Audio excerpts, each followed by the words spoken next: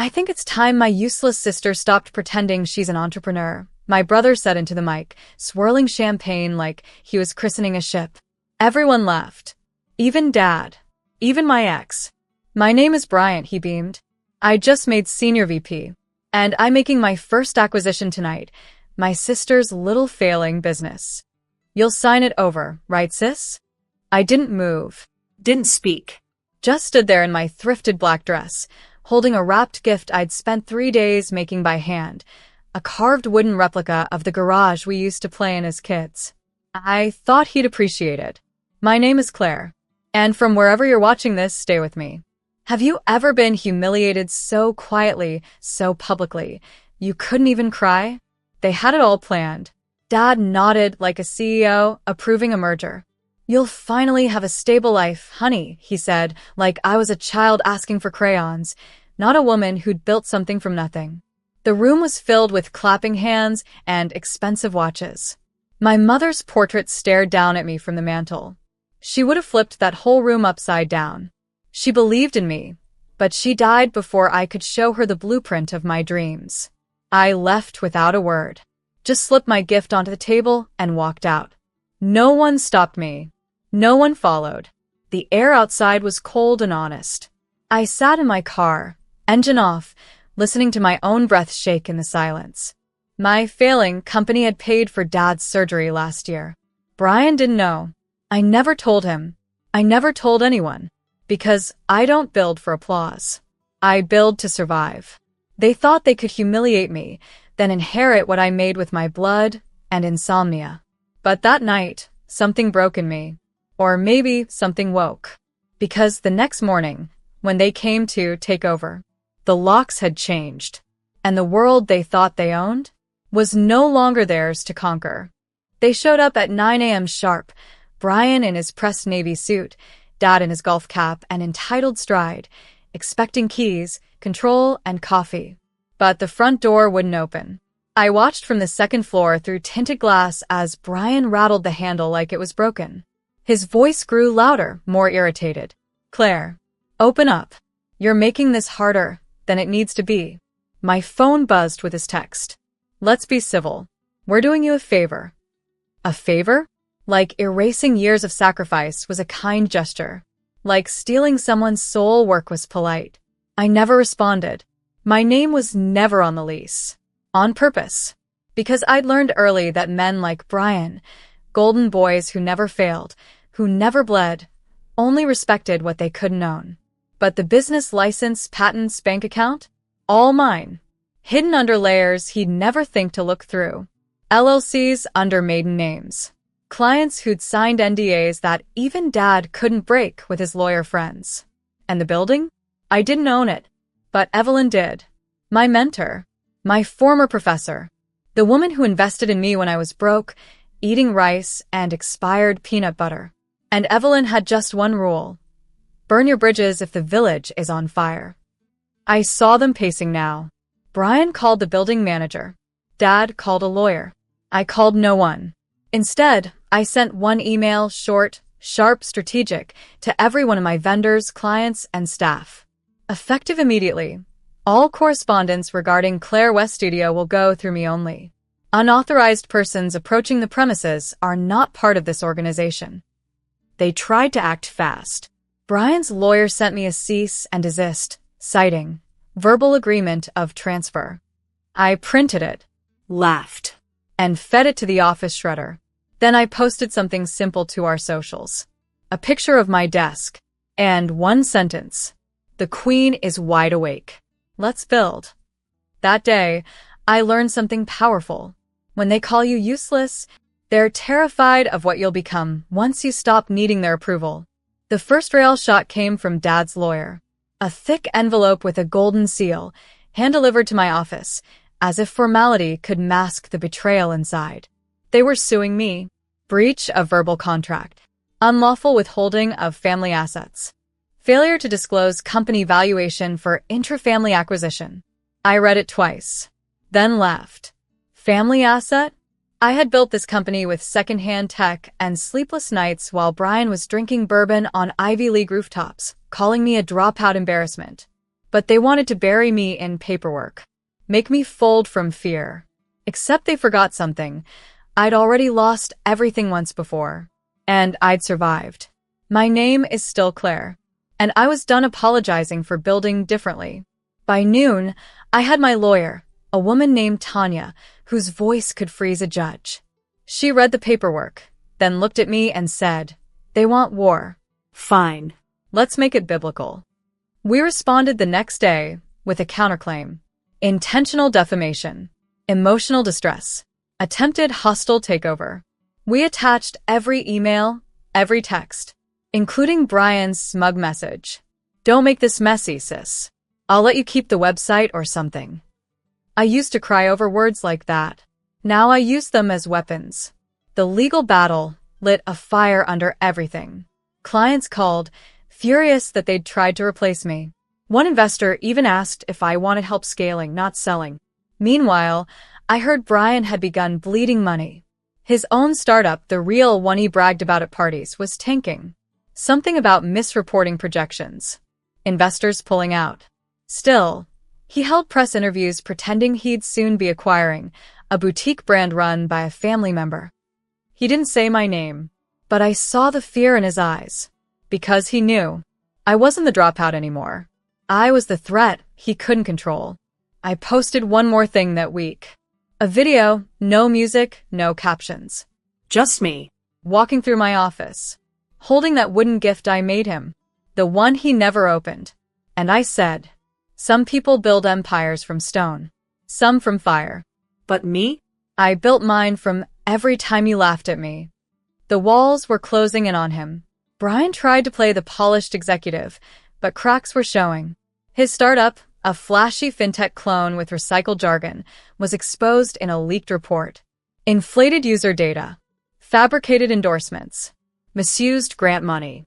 I didn't leak it, but I knew who did. Evelyn had friends. In high places. People who remembered how Brian mocked her at my pitch meeting 3 years ago, called her another retired feminist trying to stay relevant. She never forgot. Neither did I. Still, I stayed quiet. That's the thing about real power. It doesn't scream. It doesn't beg. It waits. My name is Claire. And from wherever you're watching this, remember, silence is not weakness. It's strategy. Brian's investors began pulling out like teeth, one by one, until he was left with nothing but a name he could no longer afford to trademark. And that's when he showed up. Not in my office. At Mom's grave. I was already there, every Tuesday. I sat with her, told her what I was building, what I was surviving. Sometimes I cried. Sometimes I laughed. She always listened. But that day, I heard footsteps. Brian stood behind me, suit wrinkled, eyes bloodshot. "I didn't know you still came here," he muttered. "She believed in me," I said without turning. He sat. Didn't speak for a long time. Then, "I was jealous, Claire." I finally looked at him. He wasn't the golden boy anymore. He looked like a man who'd finally seen his own reflection without the applause. "You had nothing, and still made people follow you. You didn't even finish college. And somehow people trust you. They never trusted me. They just wanted what I could deliver." I nodded. "That's the difference, Brian. I built something real. You built a stage." He opened his mouth like he wanted to argue, then stopped. And then, for the first time in our lives, my brother said something honest. "I'm sorry. I didn't forgive him. Not yet. Maybe not ever." But I stood, left a white rose on Mom's stone, and whispered, "You said I was useless. But I turned your insult into gold." Then I walked away, heels clicking on the earth, my shadow longer than his apology. I thought that would be the end of it. But men like my father don't back down. They regroup. Brian may have broken, but Dad? Dad still believed titles made truth. He summoned me to his country club. "No lawyers. Just family," he said. I wore black. No jewelry. No makeup. Just my silence and my spine. He smiled when I arrived. That same condescending smirk he used when I was 12 and dared to say I wanted to run my own business. "Claire," he said, like he still owned my name. "You've made your point. Now, let's fix this before more bridges burn. I sipped my water. Which bridges? Yours? Or the ones you never let me cross? His face tightened. You've embarrassed your family. Publicly. What you're doing is surviving. I cut in. And thriving. On my own. Without your approval or your funding. He laughed, cold, empty. You think because a few clients stick around and your brother stumbled, that makes you a CEO? No, I said calmly. The $1.8 million contract I just signed does. His glass froze halfway to his mouth. Tech design for a national retailer, I continued. They saw the article on your attempted takeover. Thought I was scrappy. Dad's eyes narrowed. Claire. No. You don't get to Claire me anymore. And that's when I did something I never thought I could. I stood up in that overpriced dining room, surrounded by old men in pastel polos, and I told my father exactly what he didn't expect. You raised me to think love was earned by obedience. But I've learned love doesn't live in permission. It lives in truth. And the truth is, you never saw me. You saw what you wanted me to be. And when I refused, you punished me with silence and shame. The table behind us went quiet. He looked humiliated. Good. I leaned in one last time. Soft, controlled. Like a woman who'd stopped bleeding from old wounds. You try to sell me off like inventory at a fire sale. Now I'm the fire. I walked out before he could reply. And I didn't look back. Because once you burn the pedestal they put you on, they're forced to see you eye to eye. 3 weeks later, they tried to steal my team. Brian was quiet now, buried in legal hell and LinkedIn silence. But Dad? He reached out to my lead developer, my marketing director, even my assistant. Offered them more money, flashy titles, promises of real stability. I found out when Lily, my assistant of 4 years, walked into my office with tears in her eyes. They said you'd burn out, she whispered. That you're too emotional to lead. I felt something crack inside me. Not fear, not panic. A calm, cold clarity. They're not coming for me anymore, I said. They're coming for what I've built. Because the thing is, when a woman builds something powerful, they'll either try to own it or destroy it. But I had learned the game. I gathered the team that afternoon. 22 people who had followed me through late nights, ramen lunches, and one shared dream, to build a company that didn't run on ego, but on purpose.